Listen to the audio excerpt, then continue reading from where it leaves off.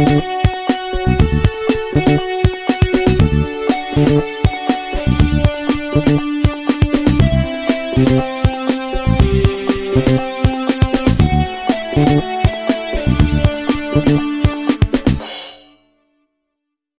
and welcome to the Mac OS Daily Vlog. I'm Gary. I'm slow. I don't have my stupid sign. Oh, okay. And we were just talking about maps. Yes, And maps on the Mac. We talk about that every day. We This is love Mac maps. OS. Guys love map with a P, M-A-P. Oh, Macs Never and mind. maps. We're going to talk about both of them. Yes, Macs and maps. Well, okay, so there's a lot of Google Maps and the Mac OS are very tightly tied together. Yeah, I was just, there's a new feature in Leopard that a lot of people haven't, I just kind of stumbled across. I don't even know what they call it. But like if you get an email from somebody and there's an address in there, Yep. you can roll over it and you get this kind of little dotted line around it. Yeah. And you can click on the pull-down menu and you can add them to your address book, or you can map that address. Right, exactly. In your address book, too, you could Yeah, write Google an Maps. old feature in the address book is if you It's not that old, actually. It used to go to MapQuest. Now it goes to Google Maps. Oh yeah. Yeah. Mm-hmm. Is that? Do you think that it was tight or?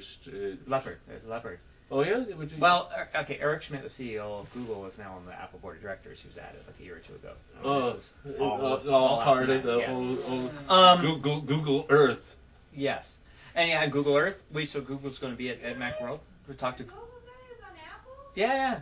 So and now the iPhone also is very married with Google Maps. All right, sure. He's going to brag about the iPhone again. Well, and so there's like a lot of things. He whips it out. At least that's all he's whipping out. Yes, sure is.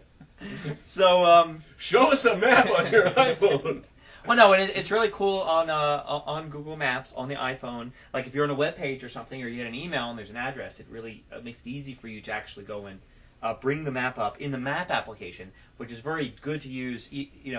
Much better than just using Google Maps on the web on the iPhone. Right. And actually, the satellite data is different. I know this because I have a relative of mine who bought a house that's like brand new. Like they literally like bought it and they built it for them and they moved in. Mm-hmm. And they were saying how like online, if you go there, even under Google Maps, it shows that there's nothing there. Right. You see like the access road and there's like some ground clearance and all that. And I saw the same thing, and then I tried it on my iPhone, and it actually brought up their streets on the iPhone. And then went back on to the map or the satellite view? On the map. Oh, okay. And so actually there's a different version sometimes of areas on the iPhone than the iPhone application than there are on the web. Well, and it's funny. My sister-in-law just bought a new townhome, and their street that goes into the little townhome is not on Google Maps, but it is on Google Satellite. And so I was able to find it by the satellite. Well, you can do Google Maps. You can do longitude and latitude. Right. Your homestead. Your family's homestead, which you can't find. That's true. But I know where it is. I can find it visually, and I can pinpoint it, and it'll get the longitude, latitude, and then plot directions to it there. Right. Because actually, if you try to type in the address, it tries to guess, and it brings up a street in San Diego. And then there's also Street View, okay. which is a new feature in Google Maps, Okay. where basically they drive around in these stealth vehicles with these panoramic cameras on them. I don't know how much stealth they are. Though. But yeah. No, Street View is kind of cool. What were you going to say? Oh, I was just saying, my street after a snowstorm, since they don't plow, they actually remove it from Google Maps until the snow melts enough to... Well, Vice President Cheney had his residence removed from Google Maps. Or do they sneak in with that 360? So you just got to look for the blank spot in the middle of it. Right. It's like, well, I must be where Cheney lives. Yeah, it's blurred out.